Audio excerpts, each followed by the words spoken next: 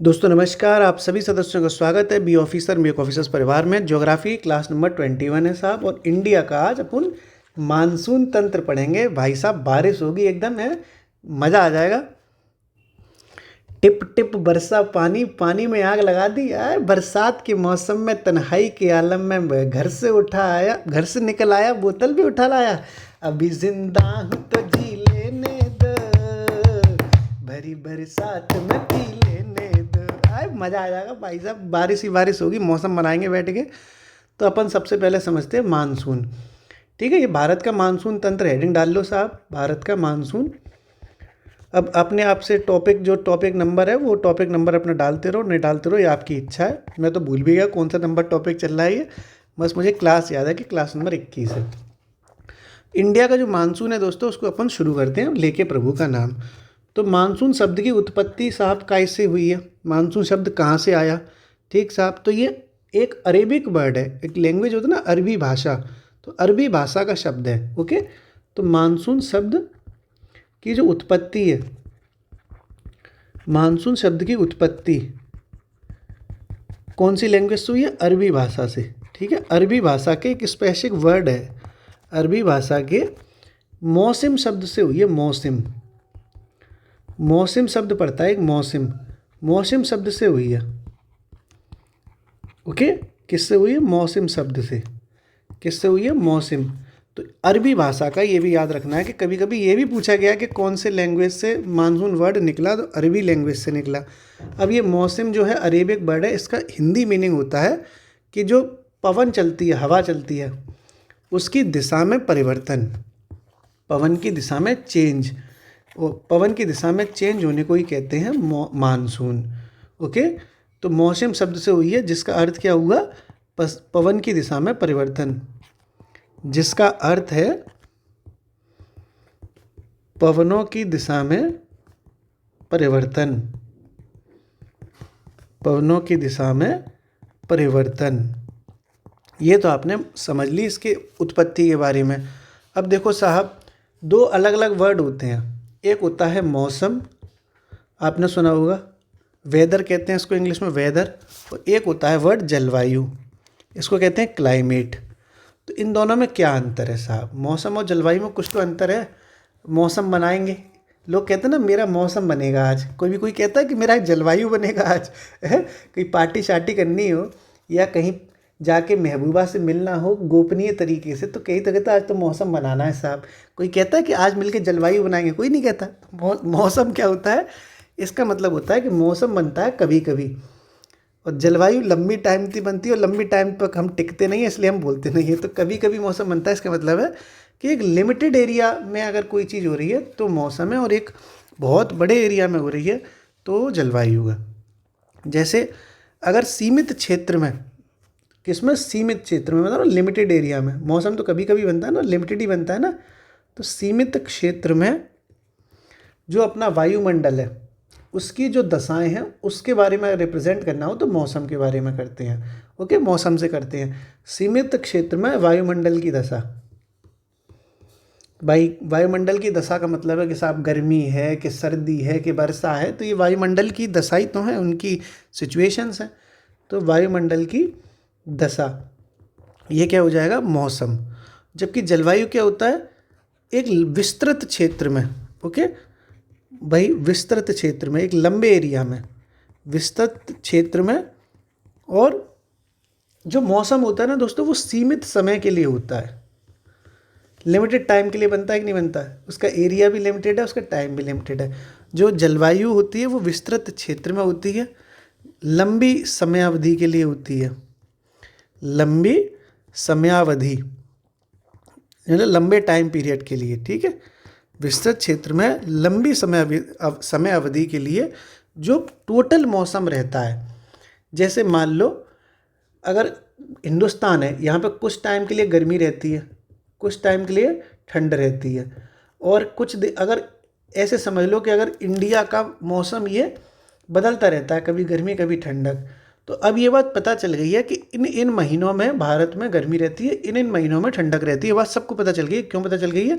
क्योंकि लंबे समय से इंडिया को देखा जा रहा है कि साहब जून में, मतलब अप्रैल में, मई में गर्मी पड़ती है, जून जुलाई में बारिश होती है, दिसंबर में ठंड पड़ती है। तो लंबे टाइम तक के लिए हमने उसके मौसम का आइडिया लगा लिया।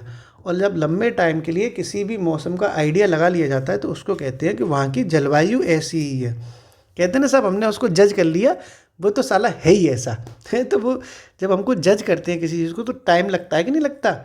पहले एक एक दो मुलाकात में तो पता नहीं चलेगा ना, थोड़ा टाइम लगेगा। अभी तो तुम्हारा बाबू सबसे अच्छा लग रहा होगा तुम्हें, जब बाबू तुम्हारी ज़िंदगी में रायता फैलाएगा ना तब पता चलेगी। ठीक साहब, तो उसको लंबे टाइम के बाद पता चलता है। ओके, तो लंबी समयावधि के लिए मौसम की जो अवस्थाएं हैं कि हर तरह की मौसम को हमने जज कर लिया कैसा है, तो मौसम की अवस्थाओं का कुल योग उसको कहते हैं जलवायु। अब कुल योग का मतलब कि हमने उसकी टोटल चीज़ें समझ ली कि साहब कौन से महीने में कैसा रहता है, कभी ठंडक कभी गर्मी।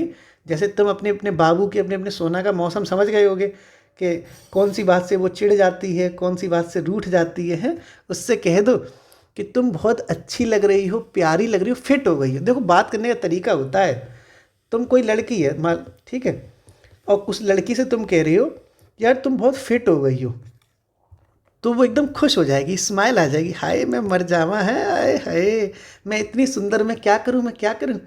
और अगर तुम उसी लड़की से कह रहे हो कि तुम मतलब पतली हो गई हो बहुत यार, या तुम बहुत मोटी हो गई हो, तो उस लड़की को आ जाओ गुस्सा, अरे तेरी ऐसी तैसी, अच्छा गुस्सा, भाई साहब इमोजी सही बनाई है ना।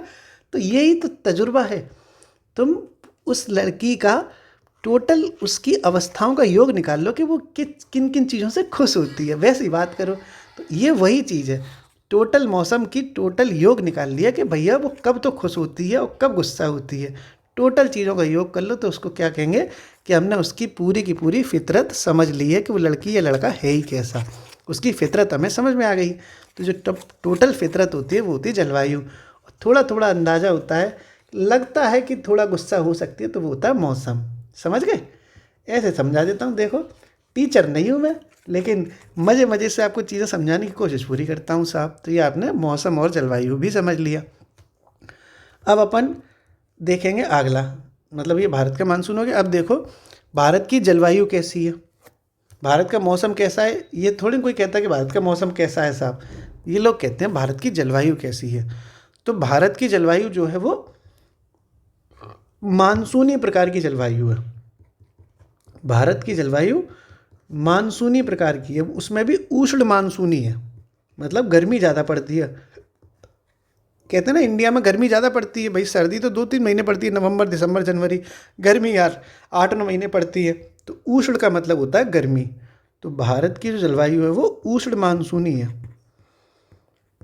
ओके, उष्ण मानसूनी।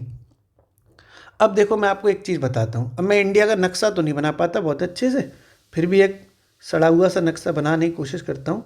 बहुत अच्छा नक्शा नहीं बना पाता मैं। मान लो ये इंडिया है, मुरझा हुआ इंडिया है हमारा। तो आप सभी जानते हैं कि इंडिया में कर्क रेखा गुजरती है, इंडिया से कर्क रेखा, गुजरती है ना 23.5 डिग्री पे। मैंने पढ़ा चुका हूँ, ये वाली सारी चीज़ें पहले ही क्लास में हो चुकी हैं। तो कर्क रेखा से जो उत्तरी हिस्सा है और कर्क रेखा का जो दक्षिणी हिस्सा है, इसमें अलग अलग जलवायु है। मान लो ये कर्क रेखा हो गई, तो इसका जो ये उत्तरी वाला हिस्सा है वो, इस वाले हिस्से में जो जलवायु है इस वाले में, वो है शीतोष्ण कटिबंधीय। कौन सी है? शीतोष्ण कटिबंधीय जलवायु।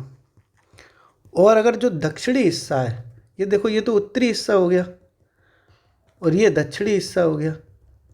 तो जो दक्षिणी हिस्सा है उसकी जो जलवायु है वो है उष्ण कटिबंधीय। आपको मैं पूरा पूरा ज्योग्राफी ऐसे करा रहा हूँ कि आप कोई सी परीक्षा दो, IAS, PCS, ARU, ARU, sub inspector की, पुलिस की, रेलवे की, SSC, आपको 1% दिक्कत नहीं आएगी। भले ही समय लग रहा है लेकिन बढ़िया आपको करा रहे हैं, टेंशन मत लो।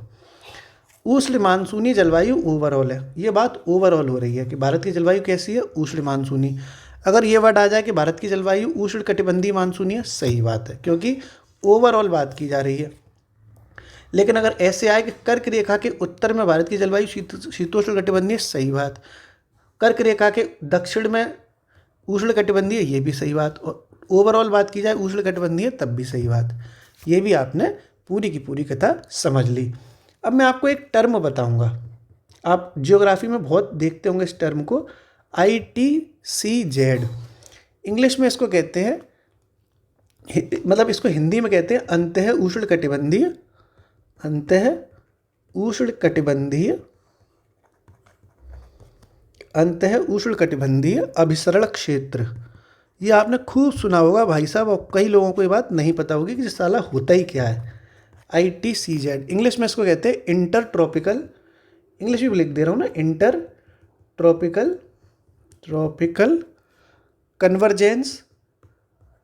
Convergence zone. और इसको शॉर्ट में जो इसका मुख्य प्रचलित शब्द है वो है ITCZ। निक नेम बना दिया है, जैसे निक नेम तुम लोग रख लेते होगे, मान लो किसी का नाम चंद्रशेखर है, चंद्रशेखर किसी का बड़ा सा नाम है साहब, अरे यार लिख, मतलब किसी को जैसे चंद्रशेखर को आप CS बोल सकते हो, कुछ भी बोल सकते हो ना, बहुत मतलब शॉर्ट ट्रिक लगा दो। जैसे मेरा नाम संभव है तो लोग मुझे प्यार से सैम बोल देते हैं, ऐसे ही ITCZ को इतना लंबा चौड़ा नाम है, इसको प्यार से सब लोग गाल पकड़ के पुच्ची पुच्ची ले लेके इसको ITCZ बोलते। और बताओ ITCZ, बहुत दिन से मिले नहीं हूँ, तड़प बहुत ज़्यादा हो रही है, शरीर के हार्मोन सारे बर्बाद हो चुके हैं मेरे का मतलब तुम मिलते ही नहीं हो, जाओ तुम जाओ, जा बेवफा जा, हमें प्यार नहीं करना है, ये धोखे प्यार के धोखे, किसी से कोई प्यार ना करे, ITCZ हट, मिलता ही नहीं है हमसे। अब देखो साहब मिलता नहीं है, अब देखो समझो क्यों नहीं मिलता मतलब देखते ही क्या होता है ITCZ। अब देखो मान लो ये आपका ये आपका पृथ्वी हो गई आपकी, ये ठीक है, ज़मीन हो गई हमारी, मतलब पृथ्वी गोल है, तो यहाँ आपकी ये हो गई विषुवत रेखा, भूमध्य रेखा कहते हैं इसको, बीच में जो निकलती है इसको भूमध्य रेखा भी कहते हैं, और इसी का दूसरा नाम विषुवत वृत्त भी है, विषुवत रेखा भी कहते हैं इसको, और रेखा को विषुवत वृत्त भी कहते हैं। एक ही बात है भाई, तुम्हें एक ही बार में बता दूं, अलग अलग चीज़ नहीं होती, एक ही चीज़ होती है, विषुवत रेखा, भूमध्य वृत्त, विषुवत वृत्त, सब एक ही चीज़ है। ये पृथ्वी के बिल्कुल बीचों बीच में है। अब देखो साहब ITCZ यहीं पर लगा हुआ है साहब। क्या होता है ITCZ? तो ITCZ एक लो प्रेशर का एरिया है, तो भैया बीच में तो प्रेशर लो रहता है साहब समझते जाओ बस, मतलब गंदी गंदी चीज़ें खोपड़ी मत लाना, नहीं मैं मतलब हंसी मुस्कुराते हुए समझा रहा हूँ कि साहब सेंटर में एकदम प्रेशर लो है, कोई टेंशन नहीं है, आराम से साहब, कोई चिंता नहीं है, सब प्रेशर ही लो है यहाँ पे, फिलहाल प्रेशर लो है साहब।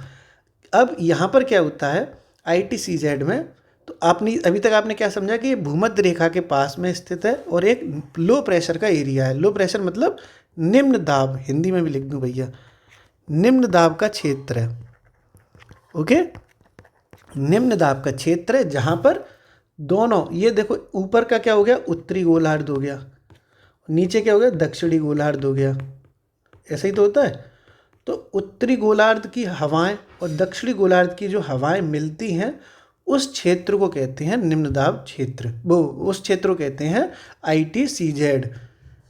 उसको क्या कहते हैं, अंतः उष्णकटिबंधीय अभिसरण क्षेत्र, जहाँ पर उत्तरी गोलार्ध और दक्षिणी गोलार्ध की व्यापारिक पवनें मिलती हैं। व्यापारिक पवनें मतलब ट्रेड विंड्स कहते हैं इनको। अब ये ज्योग्राफिकल टर्म है, इनको हवाएं समझो आप, तो हवाएं ले जाएं तुझे हवाएं, तो उत्तरी गोलार्ध और दक्षिणी गोलार्ध की हवाओं का मिलन होता है, हवाओं का मिलन होता है, और वो जहाँ मिलन होता है वहाँ पर प्रेशर हो जाता है लो। अरे मिल गए साहब, तो प्रेशर एकदम लो हो गया, ठंडे पड़ गए भैया। वैसे तो मैं बहुत ऊंची ऊंची बातें करता हूँ, और जैसे ही वो मेरे सामने आती है मेरी बातें, मेरी बोलती बंद हो जाती है और मेरा प्रेशर एकदम लो हो जाता है, समझ गए तो ये अब आप कथा लिखो, अभी तो मैंने आपको चित्र से समझा दिया, अब लिखो कथा कि विषुवत वृत्त पे, विषुवत वृत्त मतलब भूमध्य रेखा, तो विषुवत वृत्त पर निम्न दाब, एक निम्न दाब, विषुवत वृत्त पर एक निम्न दाब का क्षेत्र, जहां उत्तरी व दक्षिणी गोलार्ध की व्यापारिक पवनें मिलती हैं, व्यापारिक पवनें मिलती हैं, मैं भी आपके साथ लिखता हूँ ताकि आप भी अपने नोट्स बना सकें।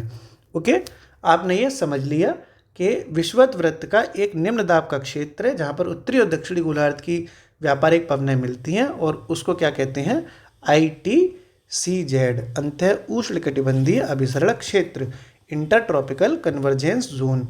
इसका एक दूसरा नाम भी है, इसे मानसूनी गर्त भी कहते हैं। ओके, अब एक ही नाम है भाई, अब अलग अलग नाम दे रखे हैं तो अपने को बात तो वही है ना, मानसूनी गर्त क्या है, वही ITCZ, तो इसे मानसूनी गर्त भी कहते हैं। तो अगर मानसूनी गर्त के बारे में पूछा जाए कि मानसूनी गर्त क्या है, तो वही एक निम्न दाब का क्षेत्र है जहाँ पर उत्तरी दक्षिणी गोलार्ध मिलती हैं। तो कभी कभी आ जाता है कि इसे मानसूनी गर्त के नाम से भी जाना जाता है। अब आपको ये बात देखो कि ये हवाएं जो हैं इधर की तरफ चल रही हैं, इनकी डायरेक्शन चेंज हो रही है। ऐसा क्यों होता है, तो एक कोरियोलिस बल पड़ता है, वो मैं आपको समझाऊंगा, मैं अभी नहीं समझा रहा, वो अलग से समझाऊंगा। कोरियोलिस बल होता है, आप जानते होंगे, जिनकी वजह से पवन की दिशाएं बदलती हैं, वो आपको बस मैंने बता दिया।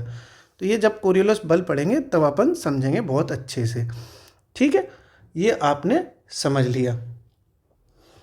बस आप यहाँ नोट कर लो कोरियोलिस बल के बारे में, ताकि आपको पता रहे कम से कम। कोरियोलिस बल क्या होता है, एक फोर्स है जिसकी वजह से हवाओं की दिशाओं में चेंज आता है। तो कोरियोलिस बल फोर्स होता है कि हवाओं की दिशा में चेंज आता है। नॉर्थ गोलार्ध में राइट एंड पे, साउथ गोलार्ध में लेफ्ट एंड पे, वो सब चीज़ें अभी समझाएंगे हम आपको, अभी उसमें लोड मत लो, सारी चीज़ें होंगी धीरे धीरे होंगी। एक ही दिन में रायता सारा नहीं फैलेगा, थोड़ा थोड़ा फैलाएंगे, आराम से पिएंगे। तो कोरियोलिस बल के प्रभाव से, मतलब बल है ना, फोर्स है, उसके प्रभाव से जो ये आपने देखा ना, मैंने आपको बताई कि हवाएं हैं वो सब यहाँ से खिंच के यहाँ चली आई, यहाँ से खिंच के यहाँ चली आई, तो ये वो इसी फोर्स की वजह से होता है। कोरियोलिस बल के प्रभाव से ये व्यापारिक पवनें, ठीक है, व्यापारिक पवनें विषुवत वृत्त को पार करती हैं, विषुवत वृत्त को क्रॉस कर देती हैं। अभी समझाया ना आपको, पूरा को पार करती हैं।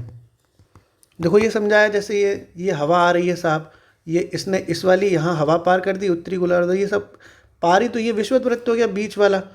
ये जो बीच वाली लाइन है ये वाली, ये विषुवत वृत्त है। यहाँ वाली पवन यहाँ क्रॉस कर रही है, यहाँ वाली पवन यहाँ क्रॉस कर रही है, और यहाँ ये मिल रही हैं, तो ये क्रॉस कर रही हैं, इसका मतलब पार कर रही हैं। तो ये किस फोर्स से पार करती हैं, कोरियोलिस बल के कोरियोलिस फोर्स के कारण ये पार कर देती हैं। और इनके कारण क्या होता है, ये साहब जो डायरेक्शन बन जाता है वो दक्षिण पश्चिम का डायरेक्शन बन जाता है। ये जो साउथ दक्षिण पश्चिम का डायरेक्शन बन जाता है, ये देखो साउथ, ये दक्षिण है और ये इधर पश्चिम हो गया, तो दक्षिण पश्चिम का डायरेक्शन बन जाता है। इसीलिए कहते हैं भारत का जो मानसून है वो दक्षिण पश्चिम मानसून पे पूरी तरीके से दक्षिण, मतलब काफ़ी तरीके से दक्षिण पश्चिमी मानसून है ये। ओके, तो इसलिए ये तो आपने समझ लिया कि कोरियोलिस बल के कारण ये व्यापारिक पवनें विषुवत वृत्त को पार कर रही हैं, इसलिए इसे दक्षिणी पश्चिमी मानसून कहते हैं। ठीक है, क्योंकि दक्षिण पश्चिम दिशा में होता है सब कुछ। वो आपको लोड नहीं लेना, आपको देखो प्री पास करना है अभी कुल मिला के। मेंस में जब आएगा, मेंस में पूरा समझेंगे क्या दक्षिणी पश्चिमी मानसून होता है, कैसे चलता है, वो सब चीज़ मेंस की हैं। प्रीलिम्स में तो आपको गोला भरना है, आपको दक्षिण पश्चिमी मानसून दिखाई दे, खींच देना, तान देना साहब, वही गोला भर देना। इसलिए इसे दक्षिणी पश्चिमी मानसून भी कहते हैं, दक्षिणी पश्चिमी मानसून भी कहते हैं। तो भारत में जो ज़्यादातर मानसून है वो दक्षिण पश्चिमी मानसून में है। ओके, एक उत्तर पूर्वी मानसून होता है, वो तमिलनाडु में है, वो अभी आगे पढ़ेंगे अपन, समझाऊंगा मैं सारी चीज़ें। अभी तो इतना ही, धीरे धीरे देखो आगे बढ़ रहे हैं। आपने समझ लिया कि कोरियोलिस बल के कारण व्यापारिक पवनें विषुवत वृत्त को क्रॉस कर देती हैं और इसके लिए दक्षिणी पश्चिमी मानसून उत्पन्न हो जाता है। ओके, अब देखो आगे। अब देखो, आपने सुना होगा मकर संक्रांति का पर्व 14 जनवरी को मनाते हैं मकर संक्रांति। मकर संक्रांति बनती है 14 जनवरी को। अब इसको कई लोग 15 जनवरी को भी मनाने लगे हैं, लेकिन बेसिकली ये 14 जनवरी को ही बनती है। तो 14 जनवरी के बाद क्यों मनाते हैं मकर संक्रांति, आपको पता है? आपको अच्छे समझा रहा हूँ मैं यहाँ पे रफ में। मकर संक्रांति कब मनाते हैं? 14 जनवरी को। आपने कभी सोचा ये मकर संक्रांति क्यों बनाई जाती है, ऐसा क्या होता है उस दिन? तो इसलिए बनाई जाती है क्योंकि सूर्य जो होते हैं, हमारे सूर्य देवता हैं, वो उत्तरायण में आते हैं।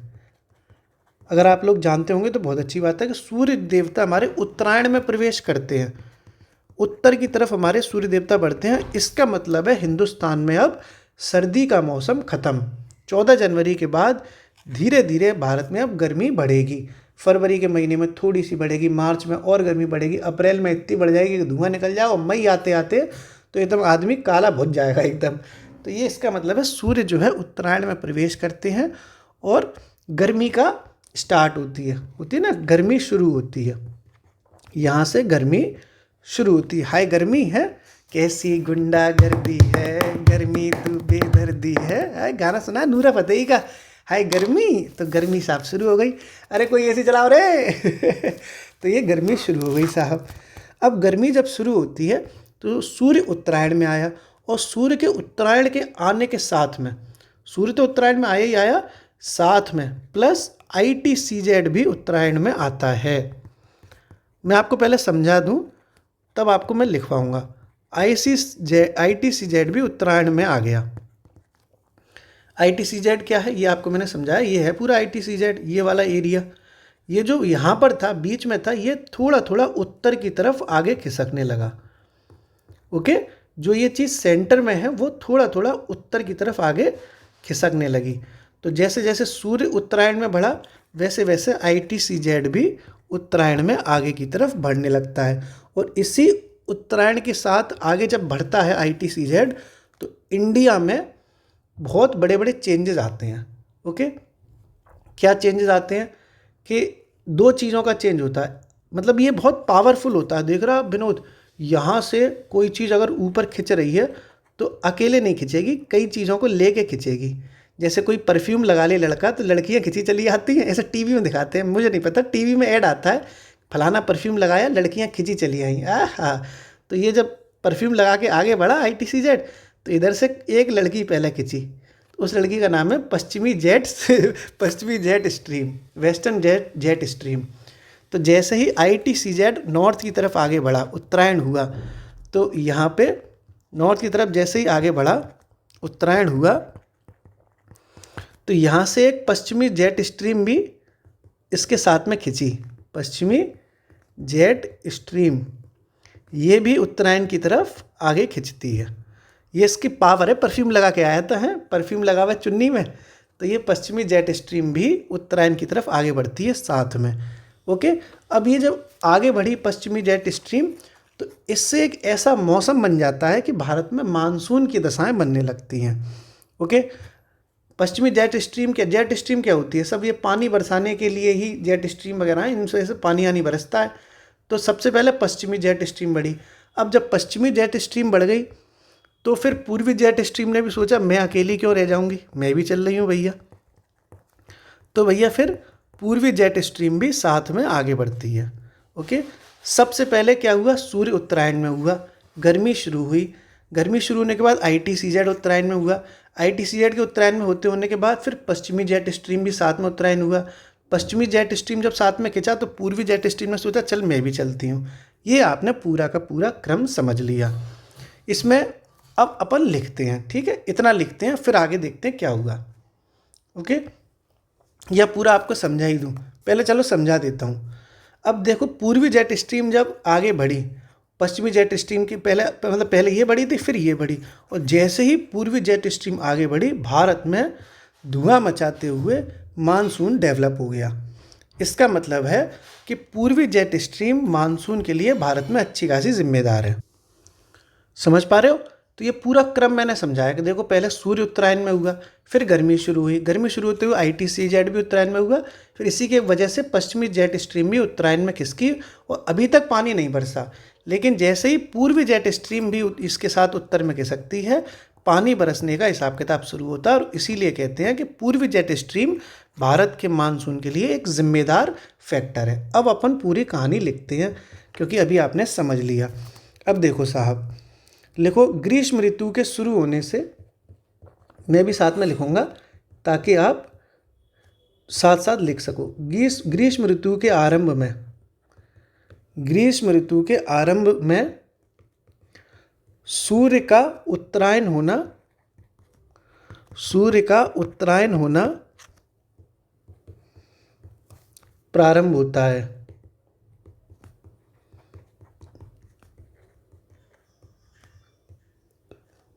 अब आगे लिखो, सूर्य के उत्तरायण होने के साथ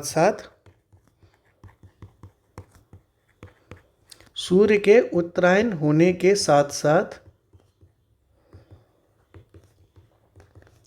ITCZ भी उत्तरायण होता है। ITCZ भी उत्तरायण होता है। इसके प्रभाव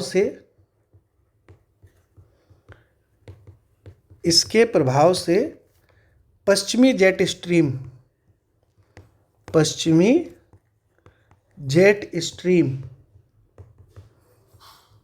उत्तर में प्रवाहित होने लगती है।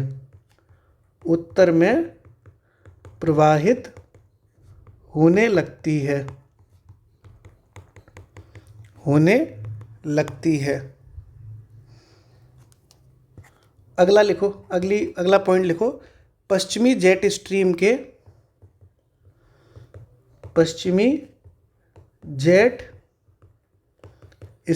के उत्तर में प्रवाहित होने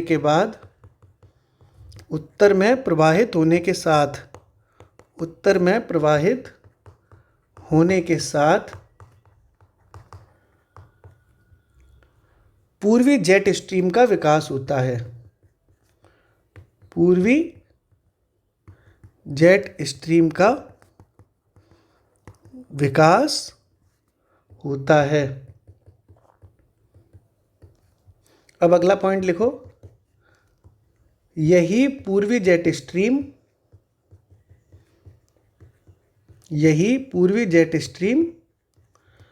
भारतीय मानसून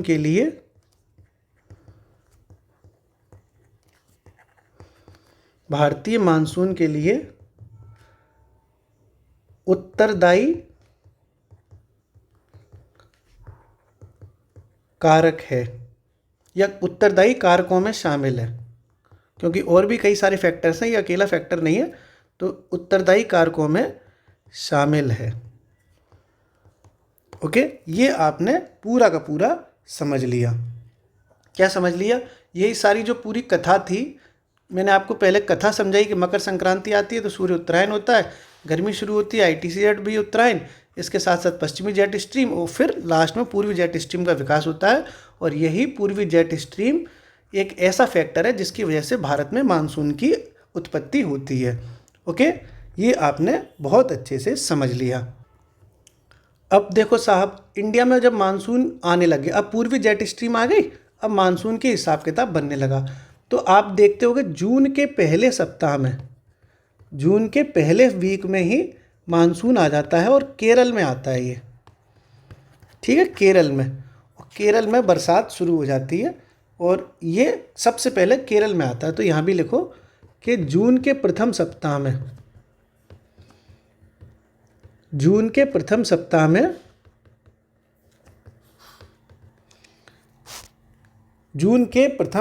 में मानसूनी हवाएं सर्वप्रथम केरल के तट से टकराती हैं, केरल के तट पर आती हैं, कुछ भी लिख लो, केरल के तट पर आती हैं। अब जब मानसून की हवाएं केरल में आ गई, तो आपने देखा होगा केरल में पानी खूब बरसता है। सबसे पहले केरल में खूब बरसता है, इतना बरसता है कि केरल में बाढ़ आ जाती है, इतना पानी बरसता है। कई बार आप देखते होंगे केरल में जो है लैंडस्लाइड हो गया, अभी हुआ था इस साल वायनाड में हुआ था ना, केरल में बाढ़ आ गई, तो ये खूब आप देखते होंगे इतना पानी बरस जाता है, इसीलिए इसको कहते हैं मानसून प्रस्फोट। क्या कहते हैं? मानसून प्रस्फोट। प्रस्फोट का मतलब है मानसून फट गया साहब, इंग्लिश में कहते हैं इसको बर्स्ट ऑफ मानसून। ओके, ये एक वर्ड चलता है, बर्स्ट ऑफ मानसून या मानसून प्रस्फोट। वो क्या होता है, जब केरल में पानी बरसा तो इतना बरसा कि केरल में खूब बरसात हुई। तो यहाँ आगे लिखेंगे जिसे मानसून प्रस्फोट मानसून प्रस्फोट, और इंग्लिश में इसको कहते हैं बर्स्ट, BURST ऑफ मॉनसून कहा जाता है। तो अगर आपसे पूछा जाए कि मानसून प्रस्फोट क्या होता है, तो मतलब बहुत ज़्यादा बारिश हो रही है, कहाँ पर? केरल में। मतलब कहीं भी हो, उसको केरल का ज़रूरी नहीं है, अगर उत्तर प्रदेश में बारिश बहुत होगी तो उसको भी बर्स्ट ऑफ मानसून ही कहेंगे, लेकिन ये नॉर्मली केरल से शुरुआत हो जाती है। तो जून के पहले सप्ताह में मानसूनी हवाएं सर्वप्रथम केरल के तट पर आती हैं, जिसे बर्स्ट ऑफ मानसून कहा जाता है। अब देखो, केरल में तो समंदर है, समुद्र है ना केरल में, और ये जैसे जैसे समुद्र से दूर जाता है ये मानसून जैसे जैसे समुद्र से दूर जाता है, इसकी ताकत कमज़ोर हो जाती है और वर्षा जो है वो कम होने लगती है। भाई जैसे सबसे ज़्यादा पावरफुल रहता है मानसून समंदर के पास, जैसे जैसे समंदर से दूर जाएगा इसकी मानसून की ताकत वो है कम हो जाएगी, इसलिए बारिश भी कम हो जाती है। ओके, तो अगला पॉइंट लिखते हैं अपन कि समुद्र से दूरी बढ़ने के साथ साथ, समुद्र से दूरी बढ़ने के साथ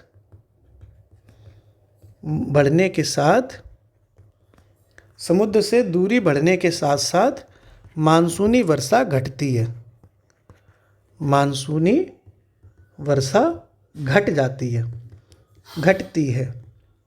ऐसा होता है ना, जो पानी बरसता है वो समंदर पे सबसे ज़्यादा बरसता है। समुद्र में जितना हम समुद्र के नज़दीक रहेंगे मानसून की ताकत उतनी ज़्यादा रहती है, जैसे जैसे समुद्र से दूर जाएंगे मानसून की वर्षा घट जाएगी। वो आपने पिक्चर देखी थी कोई मिल गया वाला, जादू था, कोई मिल गया पिक्चर में जादू, तो वो धूप में बहुत पावरफुल रहता था, और जैसे ही जैसे रात होती थी वैसे ही उसकी ताकत कमज़ोर हो जाती थी। ऐसे ही मानसून है, मानसून की ताकत समुद्र पे सबसे ज़्यादा होती है, और जैसे जैसे वो समंदर से दूर जाएगा उसकी ताकत कम हो जाएगी, तो मानसूनी वर्षा घट जाएगी। इस तरह से दोस्तों अभी अपन ने इतना समझा। अब कमेंट बॉक्स में आंसर बताओ, और अभी रिवीजन कराऊंगा इसका, पहले कमेंट बॉक्स में आंसर बताओ ताकि लोग भाग जाते हैं यहीं से। आप बताइए कमेंट बॉक्स में, पेडोलॉजी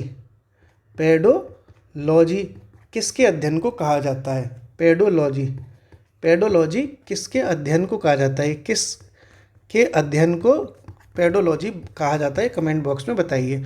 अब चलो अब इसका रिवीजन कर लें, रिवीजन बहुत ज़रूरी है। मानसून शब्द की उत्पत्ति कौन सी लैंग्वेज से हुई है? अरबी लैंग्वेज से। क्या वर्ड है? मौसम। अरबी भाषा के मौसम शब्द से हुई है, जिसका अर्थ क्या है? पवनों की दिशा में परिवर्तन।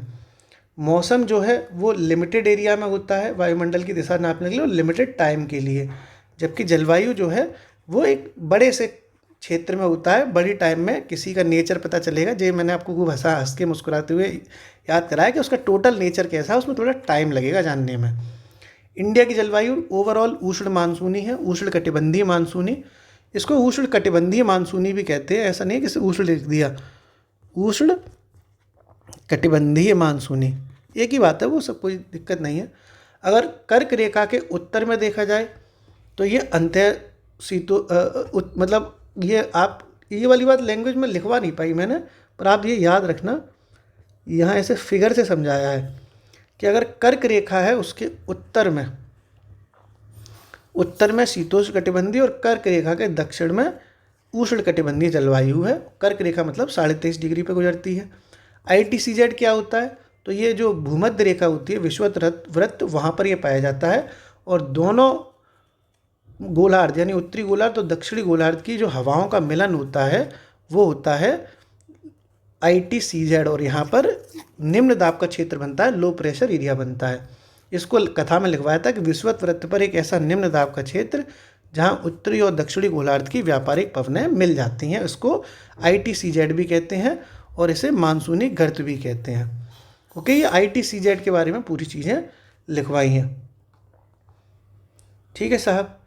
और ये क्यों ऐसा होता है? क्योंकि कोरियोलस बल के कारण होता है। क्यों हवाएं मिलती हैं? कोरियोलस बल के कारण, और इसीलिए इसको दक्षिणी पश्चिमी मानसून भी कहते हैं। मकर संक्रांति व 14 जनवरी में सूर्य उत्तरायण होता है, गर्मी शुरू होती है, ITCZ भी साथ में उत्तरायण हो जाता है। फिर देखा देखी पश्चिमी जेट स्ट्रीम में कहता है भैया हम भी आ रहे हैं। फिर पूर्वी जेट स्ट्रीम भी कहता है कि मेरे पिया गए रंगून, वहाँ से किया है टेलीफोन, पिया की याद सताती है तो मैं भी आ जाती हूँ साहब, तो ये भी आ गए। ठीक साहब। फिर ये आपको पूरी कथा वही सारी चीज़ें लिखी हैं जो यहाँ समझाई है, इसमें कुछ भी ऐसा नया नहीं है। पूर्वी जेट स्ट्रीम के कारण ही सबसे ज़्यादा भारत में बरसात होती है, उत्तरदायी कारक है ये।